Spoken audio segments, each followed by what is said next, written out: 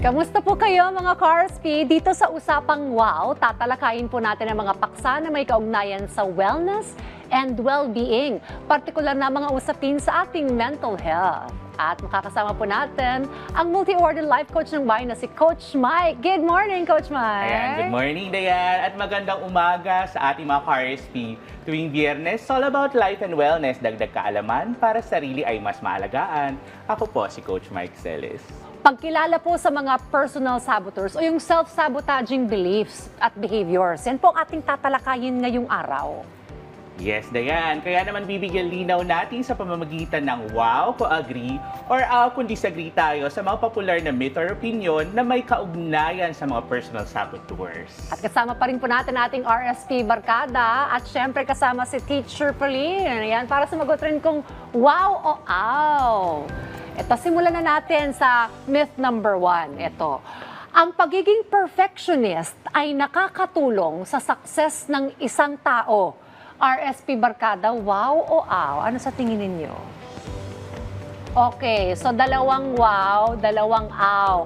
Actually, feeling ko, mag-wow din ako dito. Ano ba? I don't know if it's correct, but Coach Mike. Sige, tingnan natin, no? Mga Carsp, lumabas rin tayo ng ating himpilan at nagtanong tayo sa ating kawaw. Aw po.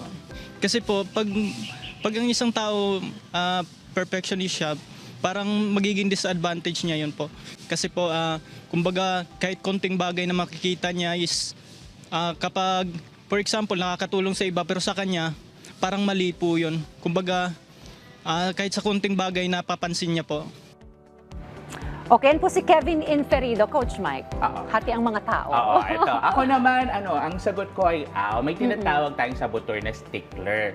So, Okay. ito yung parang, it's never enough. Diba? Oo. Yung parang kailangan sobrang perfect para magkaroon tayo ng fulfillment. However, what we don't realize is that kapag perfectionist ka at hindi ka tumitigil, di ba? Oo. Dahil ini-expect mo lahat ay magiging maayos in the way that you actually want it to, it hinders your progress. Hindi ka makaka-move forward di ba? So to some extent, dapat you should realize that your best will always be more than enough. Okay. Kasi minsan naman iniisip ko, parang you're striving for excellence if you're striving for perfection. However, Dayan, yes, that is correct. Pero minsan, yung standards mo, hindi na ayon sa standards ng iba. Diba? So, nadadrag din sila. So, kaya minsan, dapat meron ka ring consideration na parang, this is enough and you should honor yourself also, whatever progress you have. So you should have room for some mistakes. Yes. Okay. And be comfortable with it. All right. Yeah. So let's move on to myth number 2. Sige, go Fifi. Sige, Fi. Hindi yun sa car dyan nakatutulong. Halimbawa, ganon. Minsan naging OCK, para nasanay ka na. Oo, kasi yung nanay ko dati, kailangan top 1 ka lagi. Ayun, so kasalanan ng nanay ko yan. Joke lang po. Effect din ba yun? Yung mga parang pressure from people that are Definitely, close to kasi you? ang mga saboteurs mo, you get them from the environment and how you grew up. So, dapat, para naman doon sa sinabi ni Fifi, no, it's important to be your best and not necessarily to be the best among the rest. Kasi that actually kills the vibe altogether. Okay, let's move on to myth number 2. Ito, ang kawalan ng kontrol sa isang bagay o sitwasyon ay nangangahulugan ng kahinaan. RSP Barkada, wow o aw?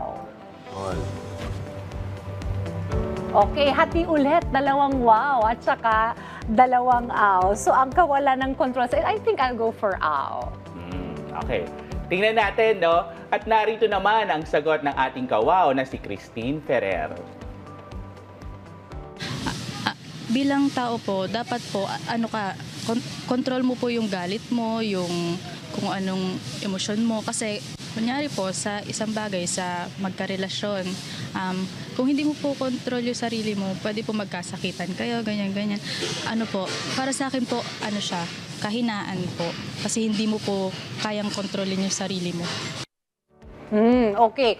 She's showing a different perspective. Control naman sa emotions. But what do you think about that, Coach? Ako naman, ang sagot ko dyan ay, ito naman yung saboteur natin. Ang tawag naman dito ay ang controller, di ba? So, may mga bagay kasi that are beyond our control. Okay. So, even if we stress over them, di ba? Halimbawa, what will happen tomorrow? Hindi mo naman hawak yun eh, di ba? So, even if you stress over them, wala ka naman magagawa. And it would only make you lose the beauty of the present. Okay. So, it's very important also to be vulnerable and humble enough to realize na hindi mo kontrolado lahat and it's okay. It's not a sign of weakness, but rather it's also a sign of strength. Kasi Okay. by surrendering and letting things be, you're able to focus kung ano yung nandito here and now. And you can work on it. Provided it's only under your control. Okay. Yun. Naalala ko to yung yung let them fury. Ganyan ba yan? Hayaan mo natin. sila. Oo. Hayaan natin Kasi yan. hindi natin kontrolado ang emosyon ng ibang tao, pero kontrolado natin kung paano tayo magre-respond, not react. Paano yung sinasabi nung ating isang kawaw na parang i-control dapat yung emotions? Okay, the emotions naman are valid. The emotions, you can control them. What we're saying here is that in general, for things that are beyond your control, meaning ibang tao na yan or ibang mga pangyayari, you let them be. Diba? Okay, si Fee may sasabihin. Kasi natin kontrolado yung kilay ni ate kanina. Yun pala yun. Ang ganda, plakado. Pero ito nga, a wise friend once told me din. Sabi niya, Ito naman, let's move on to myth number 3.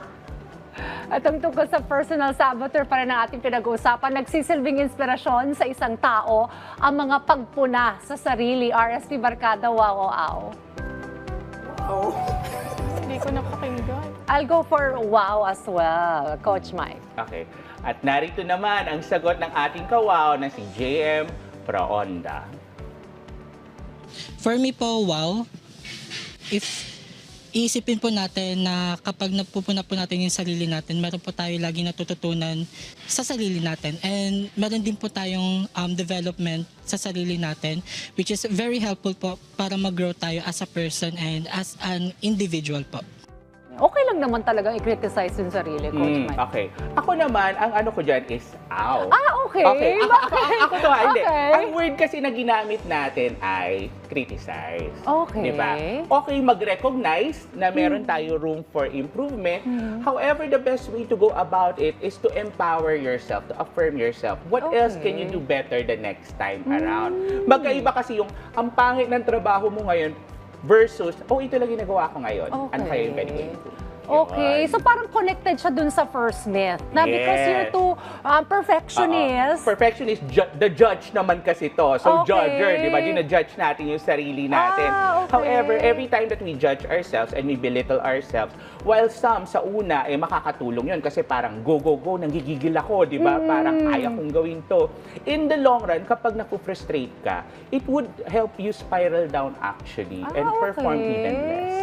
So pag mayroon akong parang hindi magandang ginawa or tingin ko, parang hindi okay, kulang pa. What should I tell myself? So, dapat acknowledge mo lang muna, okay, parang may kulang. Okay. However, I can do better by, di ba? Dudugtungan mo lagi. It doesn't end lang na parang may kulang period or hindi ako magaling. Okay. Dapat meron ka resolution lagi. Sa kailangan may follow up. Yes. Okay. Yun. Pagpuna, bilang ang sagot naman natin ay wow, hindi natutunan kundi natutuhan. Ayan. Agree si teacher. Si teacher Pauline sa'yo. Well, maraming salamat sa ating RSP Barkada. Teacher Pauline, thank you for joining us. At syempre sa ating multi-awarded life coach ng bayan, Coach Mike Celes.